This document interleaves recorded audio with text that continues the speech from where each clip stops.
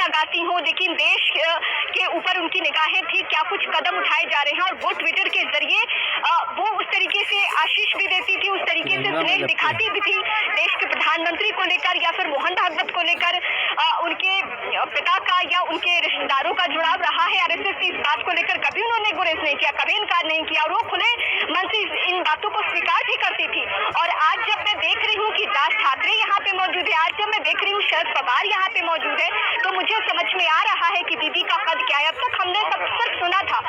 लेकिन दीदी के लिए कितना सबके मन में स्नेह है कि यहाँ पे मुख्यमंत्री की मौजूदगी है, राज ठाकरे की मौजूदगी है, शरद पवार की मौजूदगी है। इसके अलावा जो और चेहरे हैं, सचिन तेंदुलकर से दीदी को अगर संगीत के बाद किसी चीज से प्रीति लगाव था तो वो क्रिकेट था। क्रिकेट से उनकी दिलचस्पी इतनी ज्यादा थी कि सचिन तेंदुलकर से बाद के दिनों में उनका जुड़ाव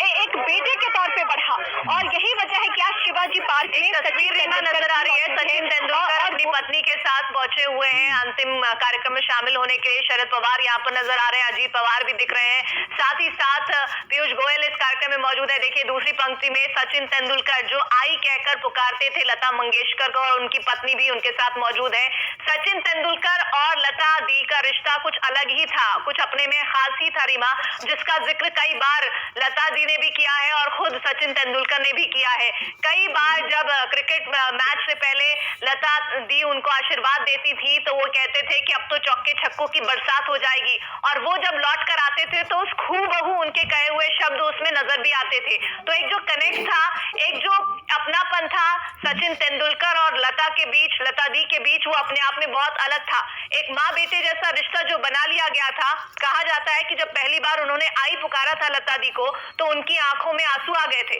रीमा, जिन भावनाओं का जिक्र करी थी वही सच है, और यही वजह है कि चाहे देश के प्रधानमंत्री हो, सचिन तेंदुलकर हो, राज ठाकरे हो, सबकी अपनी अपनी यादें हैं। शरद पवार हो, सबका अपना अपना जुड़ाव है, अपना अपना लगाव है। भले ये प्रोफेशन से अलग हो, भले ये सियासत के बड़े दिग्गज चेहरे हो,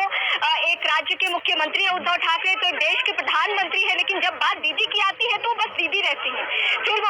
वो स्नेह एक माँ जैसा होता है, वो स्नेह फिर एक बहन जैसा होता है, वो स्नेह इस लिहाज से होता है कि वो हमारे भारतवर्ष की एक ऐसी धरोहर है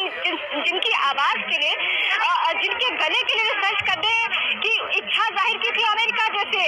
विकसित देश ने, लेकिन हमने इनकार कर दिया। बहुत सहजता शालीनता से हमने इनकार कर दिया कि नहीं, लता दीदी हमारी धरोहर है और हम नहीं चाहते कि उनके ऊपर कोई रिसर्च हो। हमारे लिए वो एक प्राकृतिक वरदान है, हमारे लिए वो ईश्वर का दिया हुआ एक ऐसा नायाब तोहफा है जो सदियों में कई बार एक बार मिलती है, और वही तोहफा हमने सहेज के रखा। सब 92 साल तक हम सबके बीच में रही, आज वो नहीं है तो मन बहुत भावुक है। बार बार आवाज सबकी साथ छोड़ रही है, सब उस तरीके से सजा रहे हैं, लेकिन मन में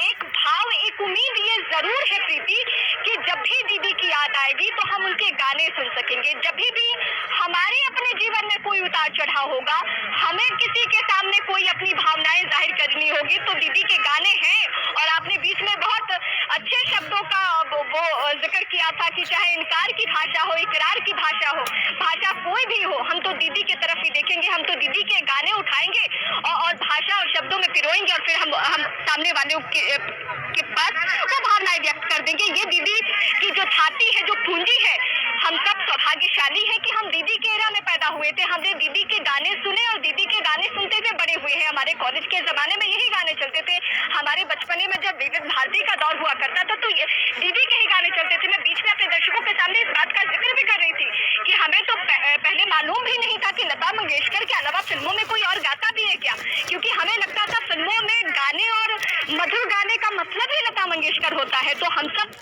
भारतवर्ष के जो लोग हैं, जो हम सब नागरिक हैं, उनका जुड़ाव उस तरीके से रहा है। आज मैं एक पत्रकार होने के नाते, एक भारत के नागरिक होने के नाते भी आज शिवाजी पार्क में खड़ी हूँ, और मुझे लग रहा है कि मैं उन चंद सौभाग्यशाली लोगों में शुमार हूँ जो दीदी की अंत्येष्टि के वक्त में खड़ी हूँ, क्योंकि जीते जी हम भले उनसे ना मिल पाए हो, लेकिन अगर मरने के वक्त या उनकी अंतिम प्रक्रिया के वक्त एक पुष्प उनके ऊपर चढ़ा लिया तो वो अपनी भावना हम दर्शा पाएंगे। तो ये तस्वीरें जो आज की है वो प्रीति बहुत बड़ी तस्वीरें हैं, और करोड़ों दर्शकों की निगाहें इस लिहाज से है क्योंकि वो देखना चाहते हैं कि एक स्वर कोकिला जब हम सबके बीच से उठ के जा रही है तो किस तरीके से आज विदाई दी जा रही है। आज चाहे कोई कितने भी बड़े ओहदे का हो, लेकिन शिवाजी पार्क में आकर दीदी के पास सब बैठकर एक समान होकर आज अंतिम बेला में, अंतिम क्षणों में उन्हें विदा कर रहा है, पुष्प अर्पित कर रहा है। और वो चाहता है कि कहीं से कोई चूक ना रह जाए, लोगों की भावनाओं की कद्र हो। और देखिए ये जो प्रीति अभी बक्स लग रहा है उसमें बस यही है कि आम लोगों के लिए अभी ये दर्शन के लिए